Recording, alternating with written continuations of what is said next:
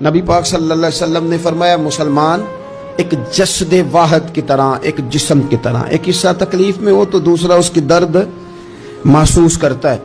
انسان کے وجود کے اندر سب سے قیمتی اس کا دماغ ہوتا ہے، اسی سے سوچتا ہے، اسی سے وہ عمل کرتا ہے، اسی سے منصوبہ بندی کرتا ہے، اسی سے وہ مومن ہوتا ہے، اسی سے معاذ اللہ کافر ہوتا ہے۔ اور وجود کے اندر جس کو درجے کے لحاظ سے بولنے میں بعض اوقات کم درجہ سمجھا جاتا ہے وہ پیر ہوتے ہیں۔ اور تو میری ٹھوکر کے بھی قابل نہیں، میں تجھے جوتے کی نوک پہ، پیر کی نوک پہ بھی نہیں سمجھتا۔ ہم یہ کہتے ہیں محاورتاً کہ تو پیروں کے قابل بھی نہیں، یعنی سب سے اعلیٰ درجہ دماغ کو دیا، دل کو دیا، اور سب سے ہلکا درجہ پاؤں کو دیا۔